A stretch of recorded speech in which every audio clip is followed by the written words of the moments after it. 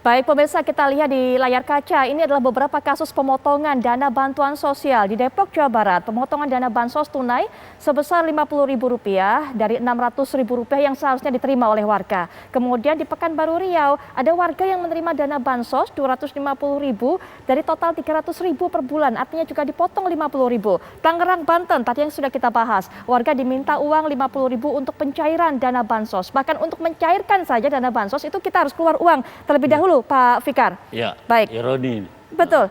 Nah ini langsung saja mungkin Pak Arief juga bisa jelaskan lebih lanjut Pak Arief. Karena kita berbicara juga bagaimana peran pendamping ini ternyata yang memiliki peranan besar untuk bisa menyunat dana bansos yang seharusnya didapatkan oleh masyarakat. Mereka ini, para pendamping ini betul-betul orang baru yang tidak dikenal oleh warga sekitar ya Pak ya? Iya, karena kelihatannya itu kan direkrut sama Kemensos secara acak begitu ya. Jadi di wilayah itu masyarakat ya RT RW setempat nggak gitu kenal, tapi karena dia kegiatan aktivitasnya cukup sering mendampingi KPM, keluarga penerima manfaat, akhirnya mereka ikut melakukan sosialisasi. Karena kemarin selain masalah pemotongan ini juga ditemukan bahwa kartu-kartu ATM ya yang untuk menerima bantuan tunai langsung dari pemerintah ini juga banyak dipegang oleh pendamping-pendamping. Bahkan di situ nomor PIN-nya itu adanya di kartu ATM. Jadi informasinya sangat mengkhawatirkan. Nanti seolah-olah diambilin sama pendamping baru diserahkan. Baik, tapi Pak, SOP-nya kartu-kartu ATM itu dipegang oleh keluarga atau dipegang oleh kepala keluarga, atau sebenarnya memang SOP-nya dipegang oleh pendamping itu Pak, oknum pendamping itu? Harusnya kepada keluarga penerima manfaat. Nah, cuman kan distribusi, ya kita nggak tahu ya, distribusinya itu kan tidak lewat pemerintah kota kartu ATM itu. Tapi kan lewat pendamping yang di bawah Kementerian Sosial, dari pendamping diserahkan kepada keluarga penerima manfaat. Hanya saja kebanyakan jadi informasinya dipegang oleh para pendamping ini. Begitu. Belum lagi masalah iwarung itu karena mereka kan bisa belanja. Nah, ini juga kelihatannya sih sekarang kalau saya lihat Bu Menteri memang sangat concern dalam merapihkan lah perutan distribusi bantuan sosial ini sekarang. Tapi ya mudah-mudahan dengan temuan-temuan ini kita bisa sama-sama memperbaiki semuanya begitu. Baik Pak Hidayat, semakin terbuka lebar begitu apa yang terjadi di lapangan, bahkan sampai kartu ATM pun dipegang oleh para pendamping. Silakan Pak Hidayat. Ya, temuan-temuan di lapangan yang sesungguhnya sudah berkali-kali juga penemuan semacam ini terjadi gitu ya.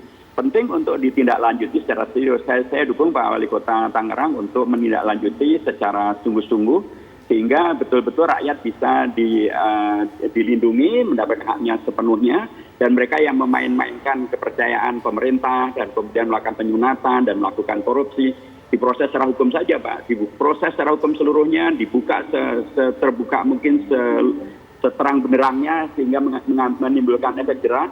Dan rakyat pun juga perlu dicerahkan ya bahwa Anda mempunyai hak untuk menerima dana bantuan apakah 600.000 apakah 300.000 atau dana bantuan pangan non tunai.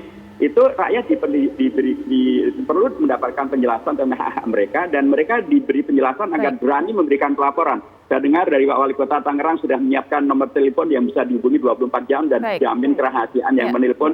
Saya kira itu langkah yang sangat baik Pak Wali Kota, dan penting untuk ditindaklanjuti secara konkret sehingga betul-betul memberikan efek jerah dan memberikan kepercayaan dari rakyat kepada pemerintah bahwa pemerintah betul-betul ingin menyalurkan bantuan tanpa ada pemotongan apapun juga. Baik, singkat mungkin Pak Fikar penutup tinjauan dari pandangan hukumnya. Saya kira ada dua hal. Yang pertama sesuatu itu terjadi karena ada sistem dan ada orang gitu ya.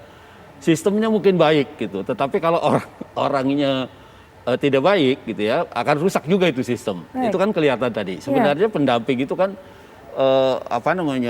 fungsinya adalah mendampingi bagaimana bantuan itu sampai kepada penerimanya kan, sebenarnya mestinya itu. Seharusnya gitu. itu. Nah, tapi ketika dia diletakkan di dalam satu sistem dan dia punya kewenangan, nah itu kita tidak bisa menghindar bahwa kewenangan itu juga akan menimbulkan persoalan sendiri gitu loh. Nah, karena itu kalau menurut saya kalau memang diciptakan sistem seperti itu, kenapa enggak setiap warga diberikan aja nomor rekening masing-masing. Jadi bantuannya langsung kepada rekening gitu. Sehingga akses pada bantuan itu langsung oleh warga penerima gitu. Tidak lagi melalui apa pendamping, apakah apa segala macam gitu. Nah, Baik. karena itu saya bilang tadi persoalannya bisa pada sistem, bisa juga pada orang. Baik, ya. Pak Fikar, terima kasih sudah Oke. berkenan untuk meluangkan waktu memberikan pandangannya mengenai hal ini. Pak Arief juga terima kasih sudah menginformasikan kepada kami, kepada masyarakat juga temuan-temuan apa yang ada di lapangan. Pak Hidayat Nur Wahid juga terima kasih sudah memberikan evaluasi. Semoga apa yang bisa kita bahas bersama ini kemudian bisa membawa perbaikan bagi sistem pemberian bantuan Mudah-mudahan. sosial kepada masyarakat. Sepertinya banyak sekali yang harus dievaluasi dan dikoreksi begitu. Sekali lagi terima kasih Pak narasumber, Pak Arief, Pak Hidayat Nur Wahid.